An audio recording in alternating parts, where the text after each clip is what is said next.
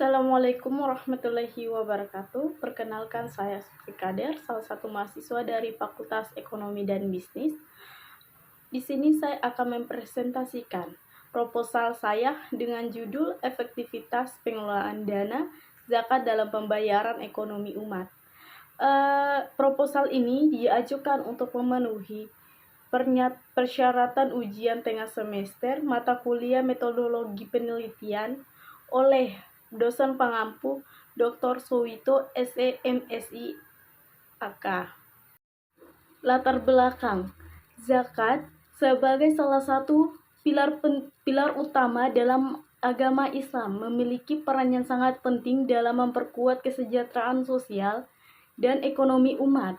Kontribusi zakat terhadap mayoritas penduduk muslim, meskipun potensi besar dari zakat untuk meningkatkan kesejahteraan umat, namun terdapat tantangan dalam pengelolaan dan pemanfaatan zakat yang efektif. Pengelolaan dana zakat yang kurang efektif dapat menghambat potensi maksimal dari dana tersebut untuk membangun ekonomi umat.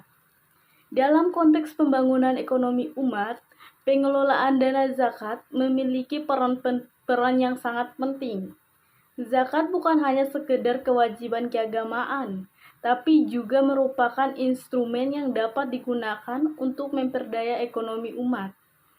Oleh karena itu, proposal ini bertujuan untuk mengevaluasi dan meningkatkan efektivitas pengelolaan dana zakat dalam upaya pemberdayaan ekonomi umat. Dalam konteks global yang terus berubah, tantangan ekonomi yang dihadapi oleh masyarakat muslim seringkali kompleks dan beragam, mulai dari kemiskinan hingga ketimpangan ekonomi. Pengelolaan dana zakat memanjang peran penting dalam menciptakan solusi yang berkelanjutan dan berdampak positif. Namun untuk mencapai potensi perubahan sepenuhnya, efektivitas pengelolaan dana zakat dapat tercermin dalam kemampuannya untuk menyediakan bantuan kepada individu dan keluarga yang membutuhkan, serta untuk meningkatkan taraf hidup melalui berbagai program pemberdayaan ekonomi umat. Di sisi lain, pada tingkat makro, pengelolaan dana zakat yang efektif harus mampu memberikan kontribusi signifikan terhadap pembangunan ekonomi umat.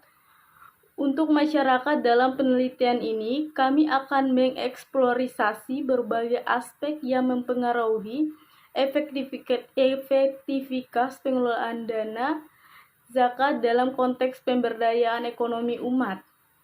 Kami akan melihat faktor-faktor yang mempengaruhi keberhasilan program-program zakat, strategi inovasi yang dapat diterapkan untuk meningkatkan efektivitasnya, serta dampak yang dihasilkan oleh pengelolaan dana zakat untuk efektif terhadap kesejahteraan umat. Melalui pemahaman yang lebih mendalam tentang bagaimana pengelolaan dana zakat dapat menjadi alat yang efektif dalam pemberdayaan ekonomi umat, diharapkan kita dapat mengembangkan pendekatan yang lebih holistik dan berkelanjutan untuk mengatasi tantangan yang dihadapi oleh masyarakat muslim di dunia. Rumusan masalah. Yang pertama, bagaimana pengelolaan zakat dalam pemberdayaan ekonomi umat. Yang kedua, bagaimana pemberdayaan zakat dalam ekonomi umat. Dan yang ketiga, bagaimana efektivitas pemberdayaan zakat dalam ekonomi umat. Tujuan penelitian: mengevaluasi efektivitas pengelolaan dana yang sudah ada. Yang kedua, mengidentifikasi kendala-kendala dalam pengelolaan dana zakat. Dan yang ketiga, merancang strategi untuk meningkatkan efektivitas pengelolaan dana zakat dalam pemberdayaan ekonomi umat. Berbeda-beda pendapat tergantung pada pendekatan yang digunakan oleh masing-masing ahli. Berikut ini beberapa pengertian efektivitas organisasi menurut para ahli sebagai berikut. Dijelaskan oleh Cambridge J.P. 1987, 121, efektivitas dapat diukur oleh beberapa faktor. Yang paling penting adalah keberhasilan program, keberhasilan tujuan atau sasaran program, kepuasan program, tingkat input atau output, dan pencapaian tujuan secara keseluruhan. Hingga efektivitas program dilaksanakan dengan kompetensi operasional dalam melaksanakan suatu program kerja sesuai dengan tujuan yang telah ditetapkan. Atau efektivitas secara garis besar dapat diartikan sebagai tingkat kemampuan suatu badan atau organisasi untuk dapat menjalankan fungsi utama program atau kegiatan yang ada di lembaga tersebut. Campbell 1987-121 menurut Ahrens Locker-Beach yang diterjemahkan oleh Amir Abadi Jusuf 1999-765, efektivitas lebih mengarah pada pencapaian suatu tujuan, sedangkan efisien lebih mengarah pada lembaga sumber daya yang digunakan untuk mencapai tujuan. Kata tersebut, maka efektivitas adalah ukuran untuk mencapai tujuan atau sasaran yang telah ditentukan sebelumnya dalam suatu organisasi. Sedangkan menurut Supriyono 2029 mengartikan efektivitas adalah hubungan antara output suatu pertanggungjawaban dengan tujuan yang harus dicapai. Semakin besar output yang dihadapi terhadap nilai pencapaian target, maka unit tersebut akan semakin efisien atau efektif. Selaras dengan pengertian tersebut, menurut Hani Handoko 2000, efektivitas adalah hubungan antara output dengan tujuan atau sasaran. Semakin besar sumbangsi atau kontribusi output terhadap pencapaian tujuan atau sasaran, maka akan semakin efektif pula suatu organisasi, program atau kegiatan. Dengan itu, efektivitas berpusat pada hasil outcome. Program atau kegiatan yang dianggap efektif jika output yang dihasilkan dapat memenuhi tujuan yang diharapkan.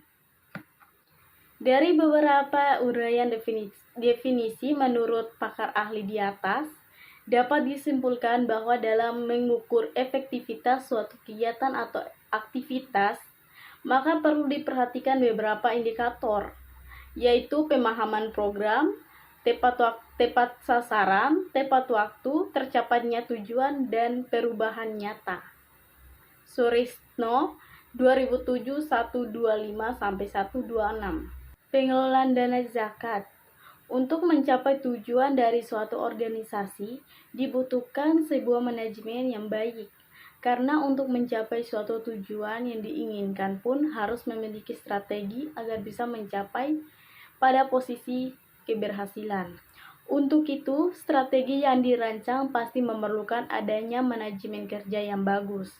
Strategi yang dibuat untuk mencapai suatu tujuan organisasi pasti tidak terlepas dari campur tangan banyak orang.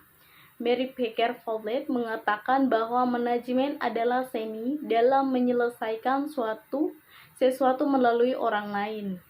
Manajemen sendiri tidak terlepas dari kata pengelolaan, karena antara pengelolaan dan manajemen memiliki arti dan tujuan yang sama, yaitu tercapainya suatu tujuan atau sasaran organisasi. Pengertian manajemen secara substansif mengandung unsur-unsur kegiatan yang bersifat mengelola. Rahmawati 2021 2-3. Metodologi penelitian. Jenis penelitian yang digunakan dalam penelitian ini adalah penelitian kualitatif yang berbentuk penelitian lapangan. Penelitian lapangan adalah penelitian yang langsung dilakukan di lapangan atau pada informan untuk mendapatkan data primer dan sekunder. Jadi penelitian lapangan ini merupakan penelitian yang dilakukan untuk memperoleh data secara langsung melalui pihak-pihak yang terkait. Pihak-pihak yang terkait dengan masalah ini adalah amil zakat serta penerima zakat atau mustahik. Metode pendekatan dalam penelitian ini menggunakan penelitian kualitatif dengan deskripsi. Menurut Maleong 2000, metode deskripsi adalah data yang digunakan berupa kata-kata, gambar orang, lembaga, dan lainnya yang adanya untuk nantinya berisi cuplikasi data guna memberikan keterangan tentang bagaimana cara penyajian laporan. Dalam penelitian ini menunjukkan bahwa patokan untuk menanggapi dari sebuah pertanyaan bagaimana, untuk apa, dan apa.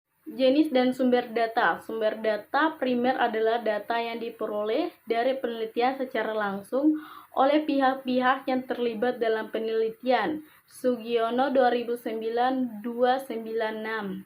Dengan kata lain, data primer adalah data yang didapatkan dari pihak pertama atau data yang diperoleh secara langsung yang bersangkutan. Pada hal ini, yang menjadikan data primer adalah hasil dari observasi dan informasi yang berhubungan dengan kepentingan yang hendak diteliti. Dalam penelitian ini, dilakukan observasi dan wawancara dengan amil zakat yang bersangkutan dan penerima manfaat zakat atau mustahik. Sumber data sekunder merupakan data yang diperoleh dari penelitian secara tidak langsung atau melalui perantaran. Misalnya diperoleh melalui orang atau dari dokumen.